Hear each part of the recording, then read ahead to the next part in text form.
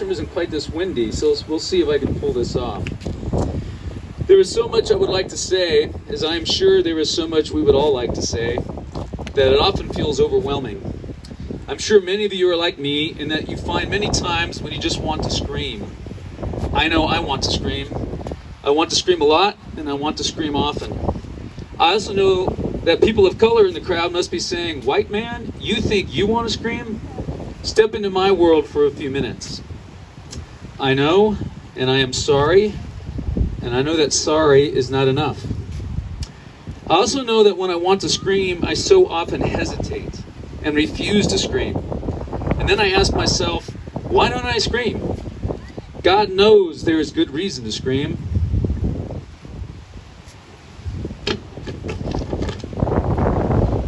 I want to scream about the racial injustice that has brought us here today. I want to scream about the police, not just police brutality, but the existence of the police. I want to scream about Breonna Taylor and our injustice system.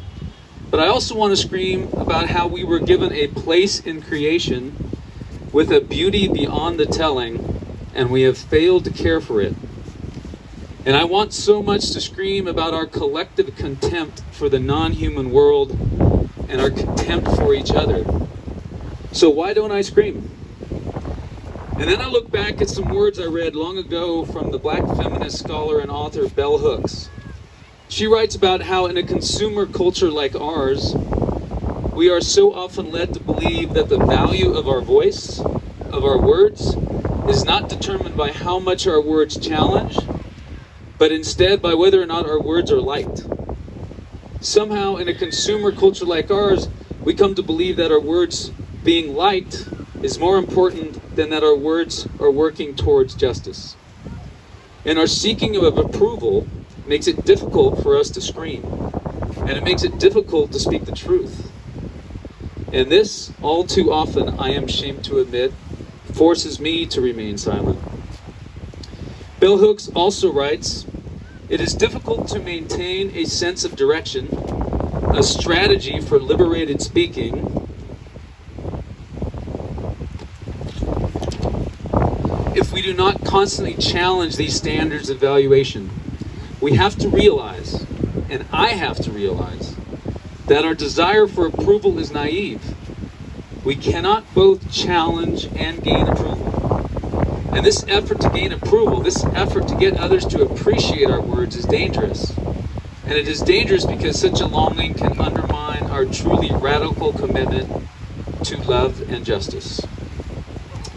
We must always remember that a liberatory voice, a voice that calls for true justice, will necessarily confront and disturb and demand that listeners alter their way of hearing and their way of being.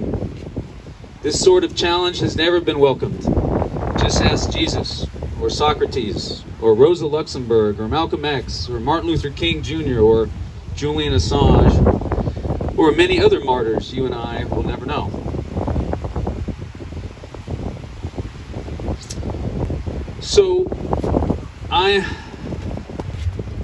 So in the few remaining moments, I'm going to try to challenge, to try not to seek approval, to try to scream just a little bit. I'm going to try my best to be what Robert Jensen calls lovingly ruthless. And please know that this is not easy for me, but I want to model finding one's radical voice. It is difficult, very difficult, to confront and ask those we care about and respect to face their own responsibility for the condition of our country and our world. It is so much easier to point a finger at the other side, to point a finger at the obvious white supremacists, or at the Republicans, or at Donald Trump, than it is to point a finger at ourselves, both me and you. But for a moment, I want to point a finger at us. I think we must admit, if we look deep in our hearts, that the problem is not simply the greed and stupidity of Donald Trump, but the greed and stupidity of all of us.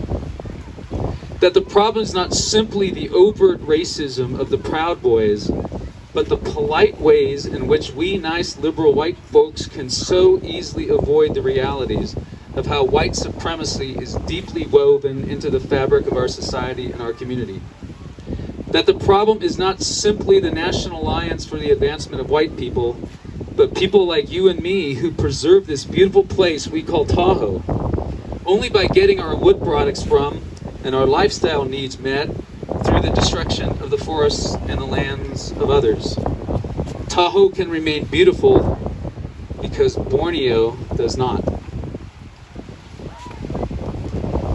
The problem is not simply the racist Trump voter, but those of us who are privileged enough to live here in Tahoe and require others to live near the factories and the noise and the pollution and the concrete that allows for us to live as we do while not paying the true social costs.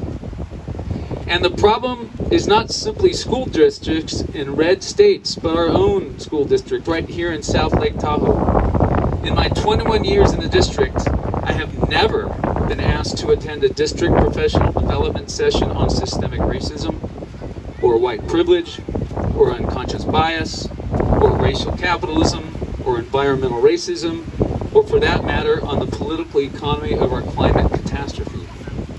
And there is little reason to believe that such understanding and work will get developed and implemented throughout our school district without constant and consistent pressure from the committed and caring members of this community. I think we must be more willing, far more than we often are, to recognize that it's not just the other side that perpetuates injustice. We all live with privileges, and we all perpetuate injustice too. We all have many, many blind spots too. We all protect our privileges, often unconsciously too. So when we protest and work to throw wrenches into the grinding wheels of injustice, as we must also recognize that we are very much like those whom we are protesting against. In fact, we quite often have privilege that those on the other side do not have. We often have the privilege of being educated, or the privilege of avoiding the immediate effects of environmental devastation, or the privilege of class that allows us to have some say over where we live and the kind of work that we do, or even the privilege of at least partially understanding institutional and systemic racism. I'm not here to apologize for overt white supremacists with major blind spots around the issue of race and so many other issues. I am here to suggest that we may better understand these folks, and we may better understand their hostility, and we may better see their humanity, and most importantly, we may better get them to understand us if we better understand how we so often defend our privileges too. So in closing, be brave. The road ahead will not be easy. Find your voice, remain radical, be lovingly ruthless, continue to protest with both humility and grace, and please, if you will, allow me to leave you with a few words from Audre Lorde's poem, Litany for Survival.